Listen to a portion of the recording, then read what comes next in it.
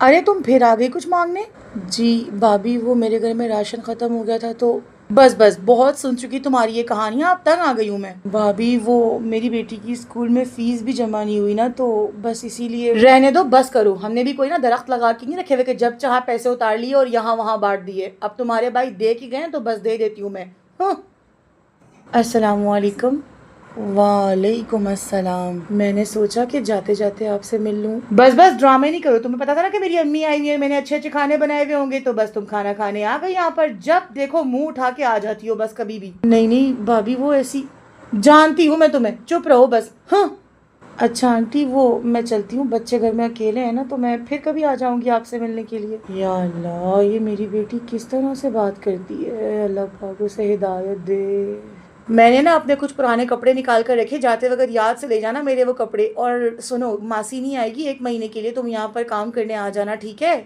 ٹھیک ہے بھابھی، میں کل سے آتی ہوں، ابھی میں بچوں کے پاس چلی جاتی ہوں۔ سنو مجھے فون نہ کرنا پڑے تمہیں یاد دلانے کے لیے۔ بھابھی میں یاد رکھوں گی اور کل ٹائم سے آ جاؤں گی، ابھی میں چلتی ہوں۔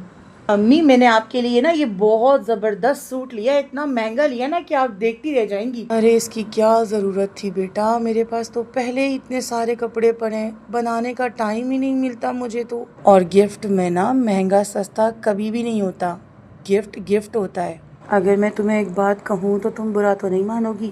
نہیں نہیں امی، میں آپ کی بات کا کیوں برا مانوں گی، بولیں آپ۔ بیٹا کوئی بھی نا اپنی مرضی سے آج تک امیر یا غریب نہیں بن سکا، اللہ پاک اگر تمہیں دے رہا ہے نا تو شکر ادا کرو کہ تمہیں دے رہا ہے، تم سے لے نہیں رہا۔ تم جس طریقے سے اپنی نند سے بات کرتی ہو نا، مجھے ڈر لگتا ہے کہ اگر اس کی ایک آہ نے عرش ہلا دیا تو تمہارا کیا ہوگا۔ مظلوم کی آہ اور روز قیامت کے عذاب سے ڈرتے رہو بیٹا، خدا کی لاٹھی بے آواز ہے، اگر پڑ گئی نا تو انسان کہیں کا نہیں رہتا۔ میرے کہنے پر ایک نیکی کرو، یہ سوٹ اپنی نند کو دے کر دیکھو، اس کے چہرے پہ کتنی پیاری مسکراہٹ آئے گی۔ آپ بالکل ٹھیک کہہ رہی ہیں امی۔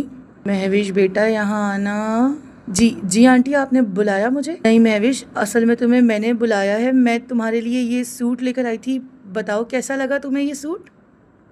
کیا بھابھی سچ میں آپ میرے لیے یہ سوٹ لے کر آئی تھی؟ بہت شکریہ بھابھی، مجھے اس سوٹ کی ضرورت تھی، عید کے لیے بنوا لوں گی، اللہ پاک آپ کو بہت دے گا بھابھی، آپ کو بہت دے گا اللہ پاک، آپ کا بہت شکریہ۔ بے شک میرا اللہ بہت بے نیاز ہے، اللہ پاک آپ کو ہمیشہ خوش رکھے گا۔ بھابھی میں آپ دونوں کے لیے چائے بنا کے لاتی ہوں ابھی۔ یا اللہ میری بیٹی کے گزشتہ گناہوں کو معاف کرنا پروردگار۔